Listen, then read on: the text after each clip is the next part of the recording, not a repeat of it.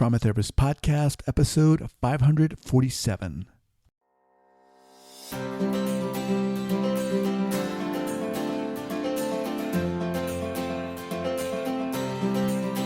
All right, welcome back to the Trauma Therapist Podcast. My name is Guy McPherson. My mission is to raise the awareness of trauma and to support and inspire new trauma therapists just starting out on the trauma-informed journey. I do that with my membership community, Trauma Therapist 2.0, my online courses and workshops, and the Trauma Therapist newsletter. If you're a therapist of any kind and you work with individuals who've been impacted by trauma, I invite you to head on over to my website at thetraumatherapistproject.com. That's thetraumatherapistproject.com. All right, let's get started.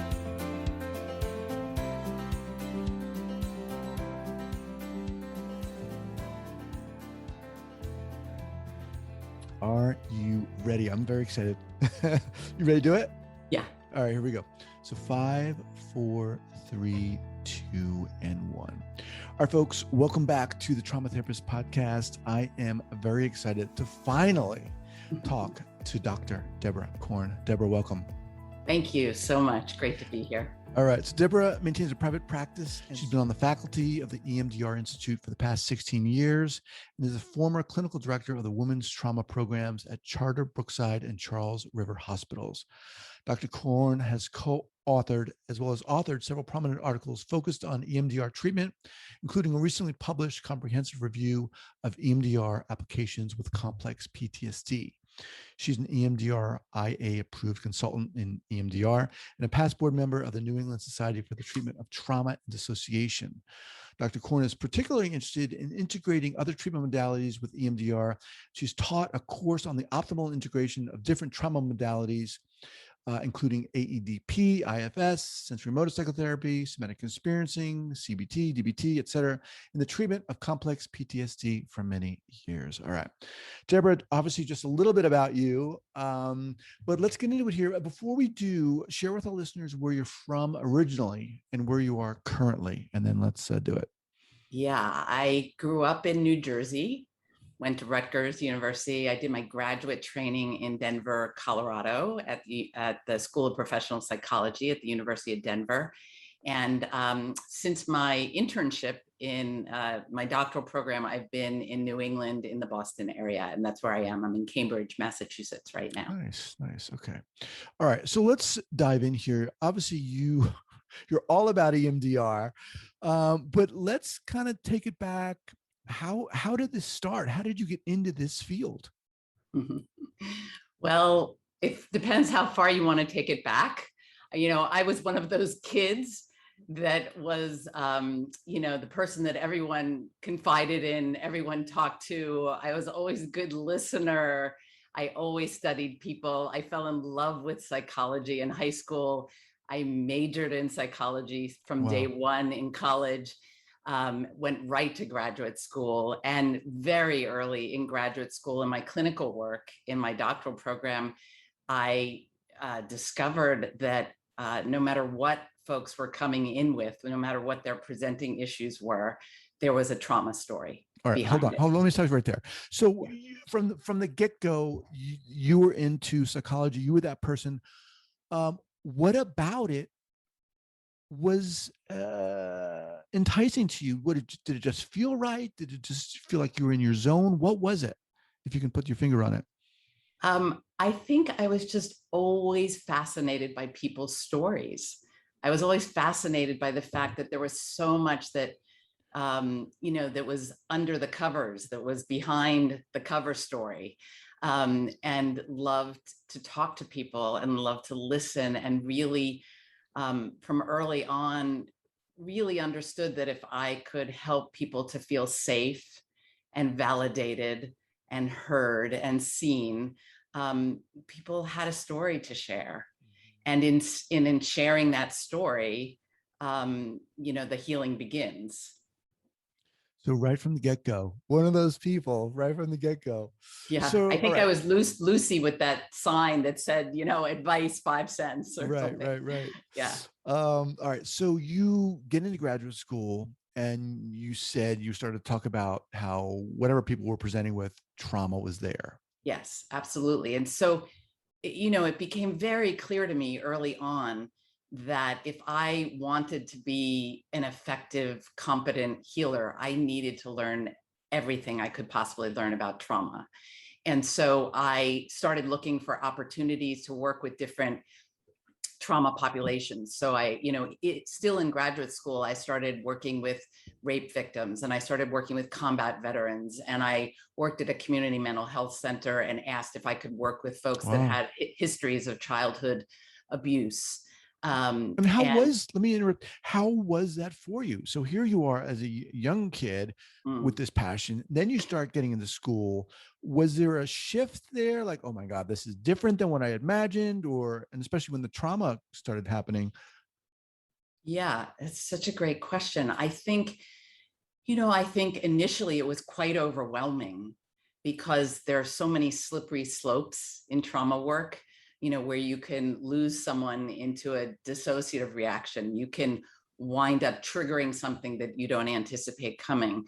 But thank God I had superb consultation, supervision from early on. Thank God.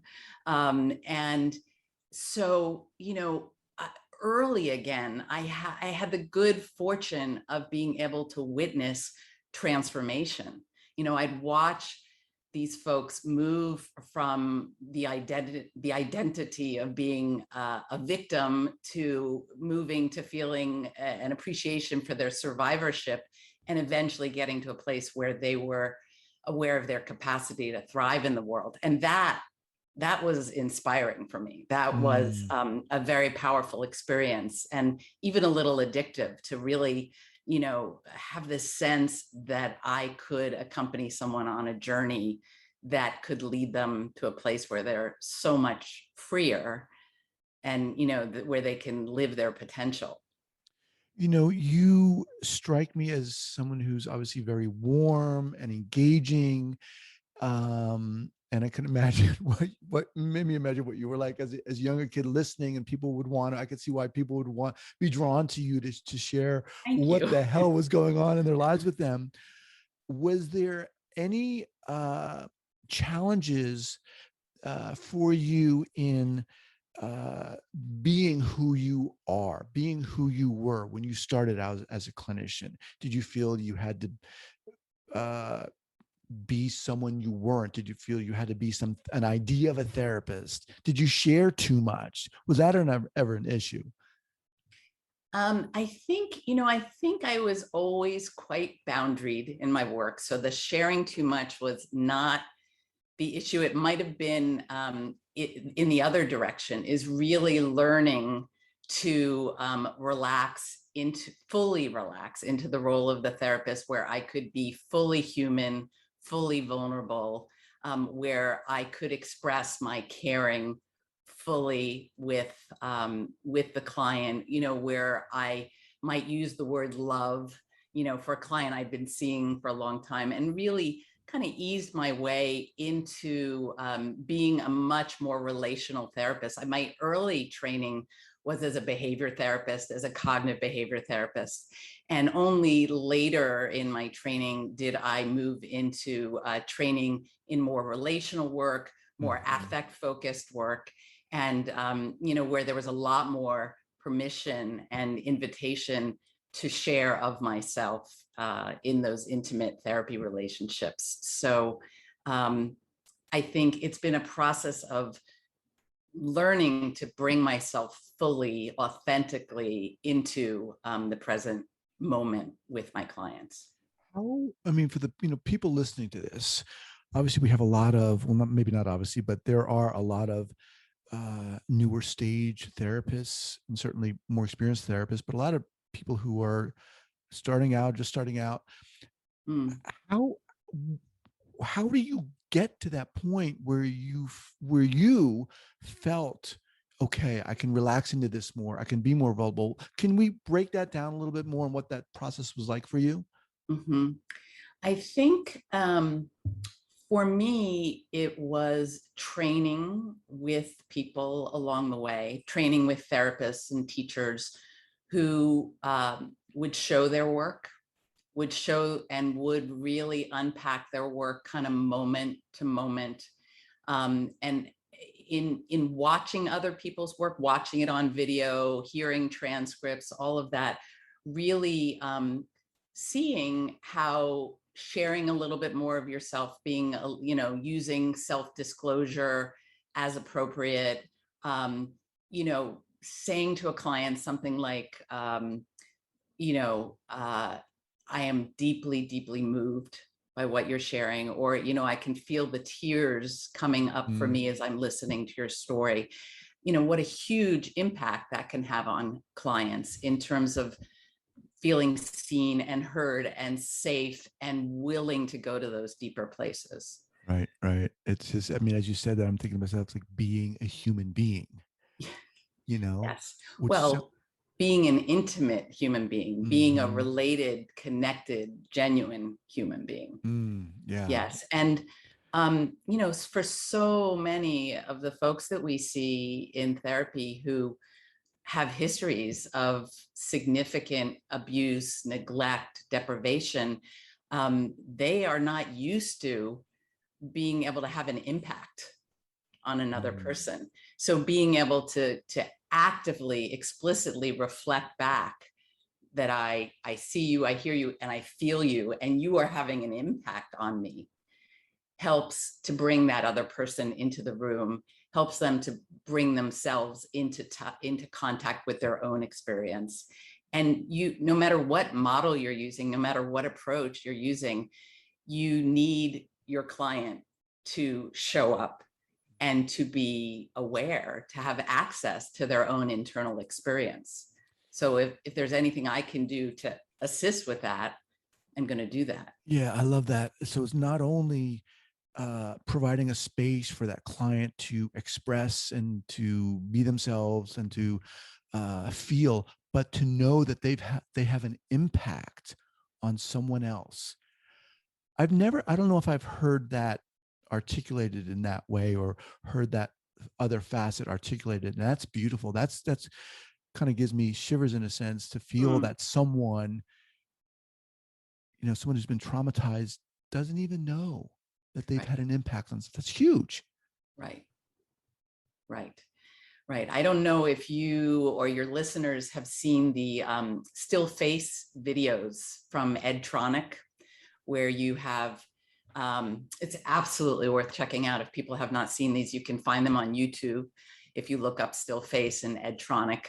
But Ed, in his laboratory, did early studies where you would have a mother and a very, very young child, and the mother would be engaged with the child, actively playing and reflecting back. And then suddenly the parent, the mother, would be given an instruction to go still, flat face. And you would watch what happens, a very, very short period, but you watch what happens for the infant, for the child, when they are getting nothing back. Wow. Right? They become desperate to be seen. They screech, they flail, they eventually may even collapse out of, just giving up. And then the mother comes back to the engaging presence that's needed. And it takes a while for the child to get regulated again, to get engaged again. So I think it's our job, it's our obligation to be the opposite of the still face, to be responsive with our nonverbals, with our power verbals, like our and our ahs and our, that signal that we are being affected by this interaction, and with our words as well. Right. And it's that engagement, I think, that helps folks to bring their whole selves into the room, and it helps their nervous systems to relax and feel safe enough so they can do the work of therapy. Let me just remind everyone, I'm speaking with Dr. Deborah Korn.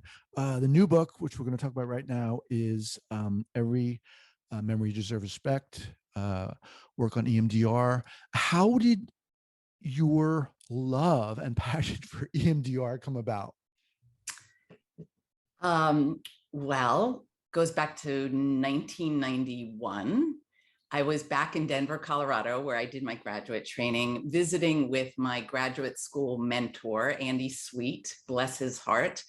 And Andy, I'll never forget it. Andy said to me, we were sitting in his backyard. He said to me, Debbie, there is this brand new therapy, first article published 1989, first study published. It's called eye movement desensitization reprocessing, EMDR for short. And I think it's going to change the field. And it sounds kind of wacky. I remember he used that word. It sounds pretty wacky. It involves having people track fingers in front of their eyes going back and forth, but it's based on some very substantial principles and concepts of psychotherapy and healing. And I'm getting fabulous results with it. He said, you must go get trained. And he said, please run, don't walk, run. And so I ran and I got trained because Andy, was at the heart of my training in trauma in graduate school, and I listened to him. So that very year, 1991, I got trained in EMDR. I began my training in EMDR with Francine Shapiro, the founder, Wow. the developer of EMDR. And at the time that, I was invited to join the EMDR Institute, Francine Shapiro's Institute, 2 years later. So 1993, I became part of the faculty of the EMDR Institute. And at the time that I trained in EMDR, I was the clinical director of a women's trauma and dissociation unit in Nashua, New Hampshire, Brookside Hospital. And so I trained in this brand new methodology, this brand new approach, and literally started using it a day later. I was young and naive. I started using it a day later on an inpatient women's trauma psychiatric unit. And very quickly, almost immediately, started seeing profound change in these clients who, kind of were on their last leg, it was their last hope. Started seeing just dramatic reductions in post-traumatic stress symptoms, depression, suicidality. I started seeing self-injury reducing, depression, anxiety. It was really, really something. And everyone on the unit became aware of it. We had a joke on the unit among staff that as different patients started doing EMDR and the word started to spread within the milieu that there was this way of working that could bring tremendous relief, patients started showing up and saying, I'll have what she's having. Wow. What is this? I'll have Right. what she's having. So I, very early on, I thought I have found something that can make a profound difference in people's lives. Wow. Now, were there or is there a population that you feel lends itself more or less to this modality? Well, the interesting thing about EMDR is I think there's applicability across the entire DSM. There are significant events that people float back to no matter what their diagnosis is, specific events that are still haunting them or that have left them feeling not good enough or filled, with guilt or shame or anxiety. EMDR is all about addressing unprocessed traumatic experiences. And we define trauma very broadly, right? It can be things that happened to you. It can involve things that didn't happen, right? Deprivation, neglect, lack of support. So everyone can identify experiences that were formative for them and that are somehow connected to the strategies that they're now using to protect themselves or defend against pain. EMDR was developed for PTSD. The majority of the research, which is substantial, it's an evidence-based treatment, but the majority of research has been around PTSD. but we are also, there is more and more research supporting its use with complex PTSD, with depression, with anxiety disorders, and with OCD, with bipolar disorder even. It's being used with psychosis. We used to think, steer clear of psychosis, but it's being used with clients with psychosis, and it's been found to be effective and safe. So, my practice is primarily folks with complex PTSD and dissociative disorders, and I use EMDR every single day with that population. So the new book, Every Memory Deserves Respect, you co-authored that. Tell us about how this book came about. Well, my co-author is Michael Baldwin, and Michael is a trauma survivor. He's a man in his 60s who's been a leader in the communications industry for many 35 years. Been through a lot of therapy, I think 7 different psychotherapies over the course of time. Each offered him something that made some level of difference, but never thought of himself as a trauma survivor. No therapist had ever explored his history in a way that helped him to understand that there was a connection between his earlier life experiences and his difficulties throughout life. Struggled with extensive phobias, phobia of heights, couldn't go to the bathroom in public restrooms, was terrified of intimacy, had never had an intimate relationship across his lifetime. Significant nightmares over the course of his lifetime, had no idea what they were connected to, didn't remember some significant traumatic events in his life. Knew he had been bullied in school, knew he was bullied by a brother throughout his early years, had a sense that he came from neglect and deprivation at some level, but didn't have any sense that that was significant. He finally landed in psychotherapy with Dr. Jeffrey Magnavita, who is a psychologist in Connecticut and was introduced to EMDR. And he spent 2 years in EMDR psychotherapy, and it completely changed his life. It was the first time he started to understand that his current symptoms and struggles were connected to earlier childhood experiences. He went to work on processing those experiences and immediately started connecting the dots, understanding the relationship between his whole defensive structure, like who he became in order to survive his early years, and started to experience relief. And then he's a very visual guy, he being in the communications industry. And he started to conceptualize some of the concepts that were becoming known to him throughout his treatment visually, and started to get images that kind of represented these concepts of healing and transformation. And he shared some of these images in photographs that he was pulling from here and there with his therapist.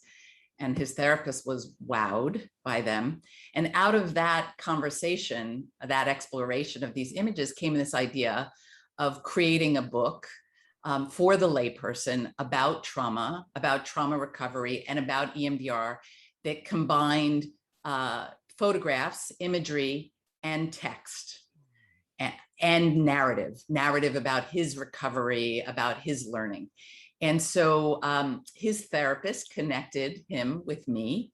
I did not have any plans to write a book. I'd been asked to write books before. It just hadn't felt like the right time in my life.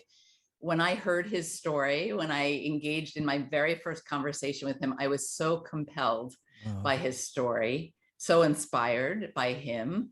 I said, yes. I said, let's do this. Let's write this book. And the idea of the book was to write a book for the layperson and for clinicians that would provide, in very accessible language, an overview of trauma symptoms, and the process, what the process of recovery involves, and a very clear exploration and explanation of EMDR, addressing kind of the fears that people have, maybe the misunderstandings that people might have, trying to clear some of that up, trying to decode this concept of what is trauma treatment, and helping people to begin that journey of moving toward EMDR therapy.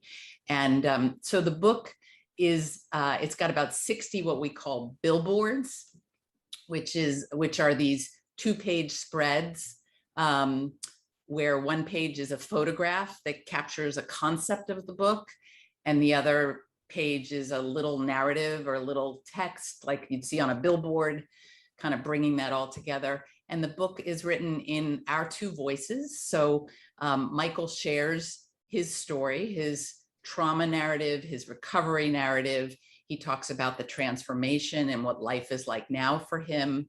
And I provide all of the overview of trauma recovery and EMDR. We talk about how trauma affects the mind, the brain, the body. We talk about, and behavior. We talk about the kind of fears that people have heading into treatment. We really try to simplify and help people understand what to expect if they have curiosity or interest in EMDR therapy. And mainly, the book is written in a very compassionate tone, a very, hopefully inspiring tone to help people maybe take that first step, or if they're just beginning EMDR therapy, really helping to give them a roadmap, and to cheer them on, and let them know what's possible. Wow. Huge. I mean, what an incredible story. His story in and of itself, and then how you folks came together. It sounds like a phenomenal book, and one that a therapist would maybe read and say, here, read this, recommend it for their clients. Exactly. So Every Memory Deserves Respect. People can get it on Amazon. Can get it everywhere. Yeah. Okay. Amazon. Okay. I'll also have a link up here at the show notes page at the traumatherapistpodcast.com. We don't have a lot of time, and I'm realizing I'd love to have you back at some point because there's so much more to talk about that I want to squeeze out of you. Do you feel, now I know this is going to sound like a crazy question, but how imperative do you feel it is for a therapist who is interested in working with people who've been impacted by trauma to get trained in EMDR? Well, I'm obviously coming from a completely biased direction, but I guess that's what you're asking is, what is that bias about? I think, I've been doing EMDR for 30 years, and I've trained in multiple trauma treatments. I bring many other trauma modalities into my EMDR work. One of the things I love about EMDR is that it provides a framework, a conceptual framework, a theoretical framework, and a procedural framework that also allows you to bring in lots of other interventions and concepts from other models. Just the structure of it allows from that. And Francine Shapiro from the beginning, I think, was very integrationist in her thinking, and really thought, let's bring everything that we can to bear on this work. So I think it is the most efficient, most effective trauma processing modality that's out there. Wow. So I may draw on other models for doing early stabilization work to help people get to the start line for trauma processing. I may pull from a lot of different directions throughout my EMDR work, but it is efficient. And that's what I want. And I think it should be in every trauma therapist toolbox. It's not going to be the treatment for every single client. And it's good to have a toolbox that's filled with lots of different possibilities. But, I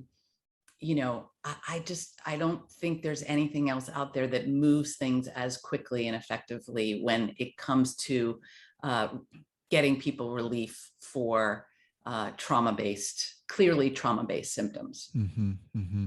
Wow. And if someone is interested in, a therapist is interested in getting trained, okay, I'm going to get Deborah's book, Every Memory Deserves Respect, and I want to get trained, where should they go?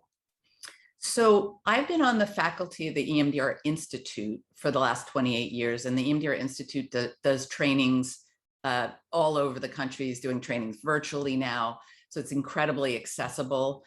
So that would be EMDR.com. That's the website and the training website for the EMDR Institute. But there are many, many training institutes, trainers out there who are what we call EMDRIA approved. EMDRIA, E-M-D-R-I-A, is the EMDR International Association. It's the membership organization for EMDR therapists. And, they set the standards and the criteria for training. And I would say you just want to make sure that you are training with somebody that is EMDRIA approved, a training program that's EMDRIA approved. And if you go to emdria.org, there will be a listing of EMDRIA approved training programs. So, there's some programs that might offer a little more specialization in one thing or the other, or the trainers, have a particular interest area, like working with kids, for example. But there's a basic training in EMDR, which is kind of the introductory level. Often that's 2 weekends, or that's, it's a certain number of hours spread over time. But then once you complete your basic training in EMDR, you can take all kinds of more specialized training with different populations, different problems after that. Awesome. All right, Deborah, what's the best way for people to get in contact with you? I would say they should email me, which is Deborah Korn at gmail.com, DeborahKorn at gmail.com. We have a website for the book. If you just Google Every Memory Deserves Respect, there'll be a way to also communicate with me through there. Okay. Mm-hmm. All right. Well, finally able to connect with you. I'm so glad I got a chance to talk to you. I mean, you are just like phenomenally inspiring, and really great to have you on here. Like I said, I'd love to have you back. Not only have you been doing this forever, but you just exude a warmth and passion and compassion. And that's what I hope this podcast is about. So thank you so much for being here. Great. Thanks. All right. Take care.